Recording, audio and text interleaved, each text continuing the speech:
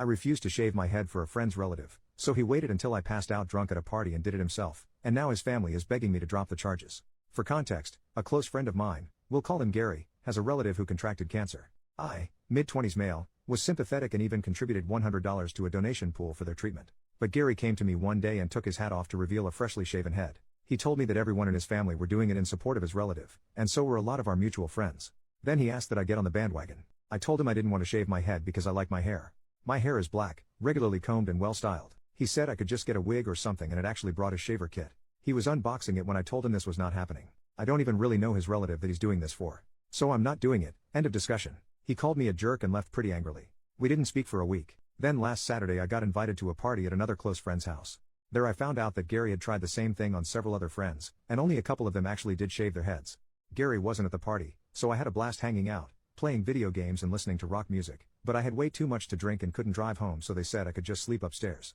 I passed out on a bed and it was a blissful sleep till I was shaken awake by another friend who told me Gary had showed up late and they caught him shaving my head while I was passed out. I saw what I looked like in a mirror and wanted to scream like I was in a horror movie. Gary even shaved off one of my eyebrows. Gary was still there and acting proud of himself, saying now you're gonna have to shave off the rest, just like me. LOL. I was furious and called the cops. When they got there, Gary fully admitted to what he had done to me and even said he was justified. The police didn't seem to think so, as this is classified as a form of assault. They asked me if I wanted to press charges and the first words out of my mouth were hell yes. Gary cussed me out while they took him away in cuffs. I tried getting my hair restyled into something presentable, but there was no saving it, and now I'm bald too. Now a bunch of Gary's family are telling me to drop the charges because Gary was off his meds and didn't mean to do it. I was like, what the heck? Because I never knew he was on meds. But I still refuse to drop the charges. It'll take months to grow my hair back the way it was.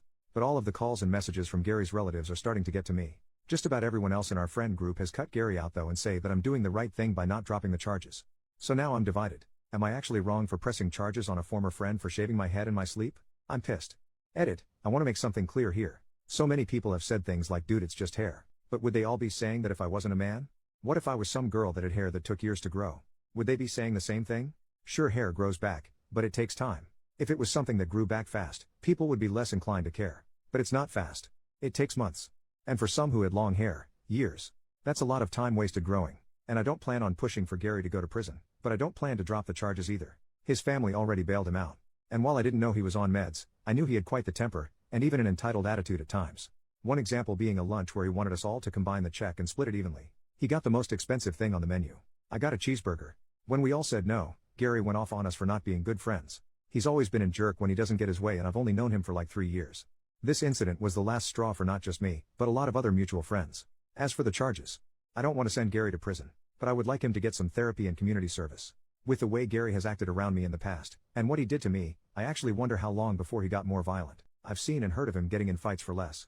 Edit number 2. I've gotten many comments from people saying you're the jerk. He has cancer. If you actually read what I posted, Gary is not the one with cancer. A relative of his I don't know does, and no, I don't know what kind of cancer. Gary didn't elaborate. He wanted me to shave my head for this person. And when I refused, he left in a tantrum. Then shaved my head while I was passed out drunk at a party. That's literally insane. Relevant comments. Commenter, but did you shave the other eyebrow to even out the regrowth? OP, unfortunately yes, I had to. Commenter number 2, you're not the jerk. Being off meds may be a reason, but it's never an excuse, and that was definitely assault. In fact, if you haven't already told the police, make sure they know that Gary previously asked you to get on the bandwagon, said he'd shave it for you while unpacking his equipment, but you refused and he verbally assaulted you. He knew you didn't and wouldn't consent, but did it anyway while you were unconscious. OP, the police know every detail about Gary that I've given here, save for his family harassing me, which I intend to tell the police about as soon as possible. OP, in regards to if his other friends knew about this, my friends all want nothing to do with Gary anymore. They didn't egg him on. They had no idea he was going to do what he did. Commenter number 2, actually if you're going to talk to the DA, they may be able to offer him a plea where he needs to stay on meds or go in treatment. OP, I already figured not much was going to happen since I wasn't harmed other than my hair. Whatever deal he takes in court, if he gets one, won't really matter to me. What does matter to me though is that this process makes him realize just how badly he screwed up. Meds or no meds. Commenter number 3, how did he get into the house? You're 100% not the jerk and should press charges. But who let him into that house? It was someone else's place, and I am assuming he either came in super late or early in the morning. The reason I am asking is that in addition to Gary, someone let him into the house, and I would be interested to know the reasoning. OP, Gary got in because they let him in. They figured his tangent about hair was over. He tried to convince a bunch of them to shave their heads like he did to me. And none of the people there let him do it. My guess is he singled me out because I was passed out. If not me, it could have been anyone else there if they'd passed out drunk instead. Update, 1 year later, a friend of mine just showed me a video yesterday in which my old post had been read. Honestly, I'd nearly forgotten about it since I was only there to ask if I was the jerk or not. But I thought I'd give a little update in this subreddit since entitled spells out Gary pretty well. Other than the shaving incident, he tried to get us to partially pay for his food multiple times by combining the check and dividing it equally when he always got the most expensive thing on the menu, and once even pulled the I forgot my wallet bit. He was described as a neckbeard by multiple people, including women he flirted with. He tried to get a married neighbor woman that was older than him to have an affair with him, and then later egged her apartment door when she refused. That one I only learned about a couple months after my original post. And no, Gary never saw consequences for doing that. I also learned he stole several video games and DVDs from friends, mooched food and drink out of their fridges, and even went through a period as a squatter for 2 months by refusing to leave a house he'd been let into by a former tenant, and the landlord actually paid him to leave. Gary's also an extreme hypocrite that contradicted himself more than a corrupt politician. For example, one minute he'd be anti-vax, the next he'd be complaining about other people who weren't getting the COVID-19 vaccine. Pretty sure he never got it too. I can't believe I ever had any sympathy for this man. To recap a bit, I mentioned that Gary's family harassed me and tried to make me drop the charges. I not only didn't drop the charges, but I reported the harassment to the police. Only problem is it didn't bloody stop. In fact, it got worse. Mainly from Gary's mother, whom I can see where Gary got his charming personality from.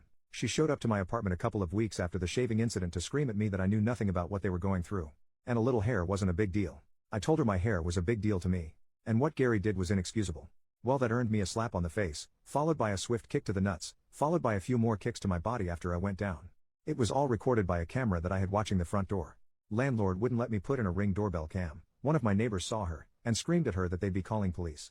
Gary's mom ran, and I ended up going to the hospital with minor injuries.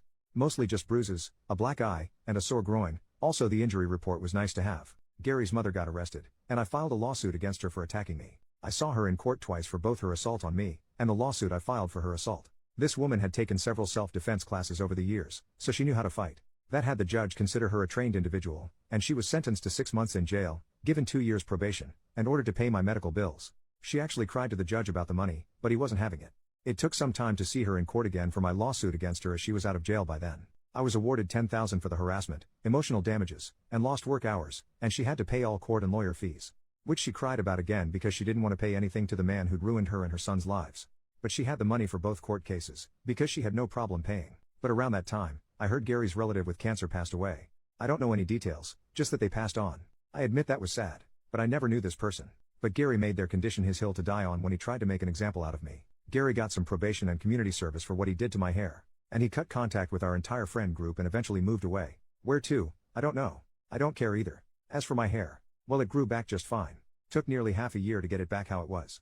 My boss had me put out of sight for a while, and I was wearing a hat everywhere for at least a month. I did take that $10,000 I got in the lawsuit and combined it with my savings for a down payment on a house. So I've since moved into a much better abode. I also have a girlfriend now that's living with me.